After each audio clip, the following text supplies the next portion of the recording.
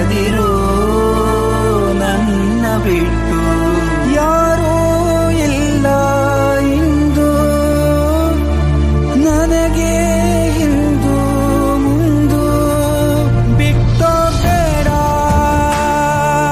ನನ್ನ ಬಿಟ್ಟೋ ಬೇಡ ಬಿಟ್ಟೋ ಬೇಡ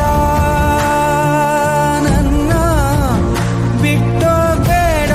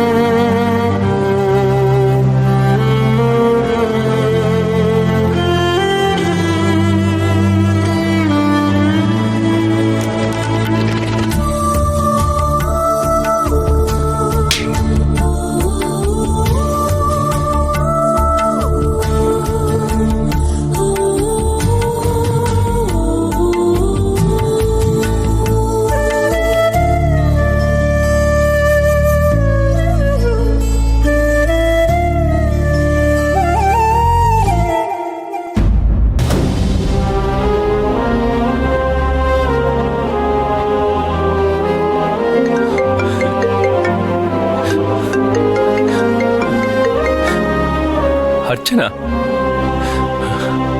ಅರ್ಚನಾ ಕಾಲ್ ಮಾಡ್ತಿದ್ದಾರೆ. ರಿಸೀವ್ ಮಾಡ್ಲಾ ಬೇಡವಾ?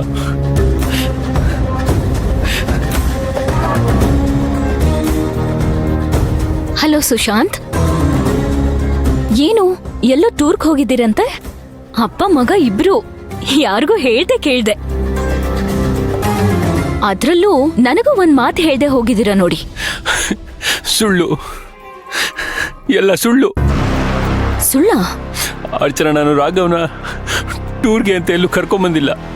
ಮತ್ತೆ ಸುಳ್ಳು ಹೇಳಿ ನನ್ನ ಮಗನ್ನ ರೆಸಿಡೆನ್ಷಿಯಲ್ ಸ್ಕೂಲ್ಗೆ ಸೇರಿಸಿದ್ದೀನಿ.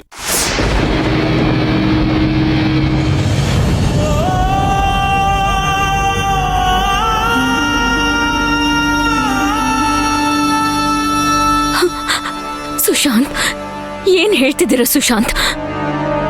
ಯಾಕೆ ಸುಶಾಂತ್ ಈ ತರ ಮಾಡಿದ್ರಿ?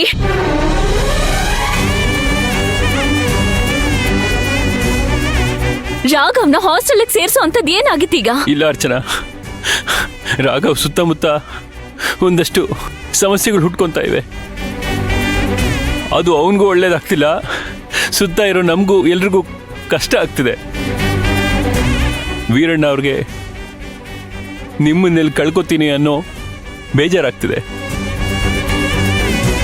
ನಿಮಗೂ ಇದರಿಂದ ಸಾಕಷ್ಟು ತೊಂದರೆಗಳಾಗಿದೆ. ಅದಕ್ಕೆ ನಂಗೆ ಏನು ಮಾಡಬೇಕು ಅಂತಲೇ ಗೊತ್ತಾಗ್ತಿಲ್ಲ. ನನ್ನ ಮಗನಿಂದ ನನಗೆ ದೂರ ಆಗ್ತಿರೋ ಶಿಕ್ಷೆ ಸಿಕ್ಕಿದ್ರೂ ನನಗೆ ಸರಿಯಾಗೇ ಇದೆ. ಇದು ನನ್ನ ಹೆಂಡತಿ ಶಾಂತಿಗೆ ಮಾಡಿರೋ ದ್ರೋಹಕ್ಕೆ ಸಿಕ್ಕಿರೋದು.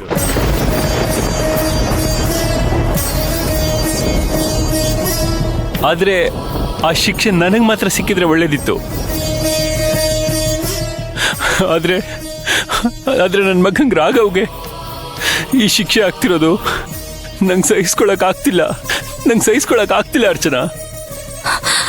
ಸುಶಾಂತ್, ಪ್ಲೀಸ್ ನನ್ನ ಮಾತು ಕೇಳಿ ಸುಶಾಂತ್. ದಯವಿಟ್ಟು ನನ್ನ ರಾಘವ್ನ ನನ್ನ ಹತ್ರ ವಾಪಸ್ ಕರ್ಕೊಂಡ್ಬಂದ್ಬಿಡಿ. ಇಲ್ಲ ಅರ್ಚನಾ, ನನಗೆ ಈ ದಾರಿ ಬಿಟ್ಟು ಬೇರೆ ಏನೂ ಕಾಣಿಸ್ತಿಲ್ಲ. ನಾನು ಮಾಡ್ತಿರೋದು ಕರೆಕ್ಟಾಗೇ ಇದೆ.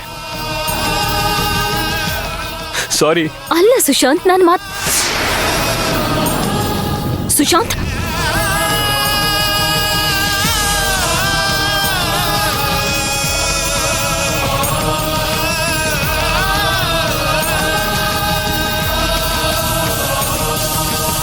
ರಾಘವ್ನ ಹಾಸ್ಟೆಲ್ಗೆ ಸೇರಿಸ್ಬಿಟ್ರು ಅಂದ್ರೆ ಇನ್ಮೇಲೆ ರಾಘವ್ ನನ್ನ ಜೊತೆ ಇರಲ್ವಾ?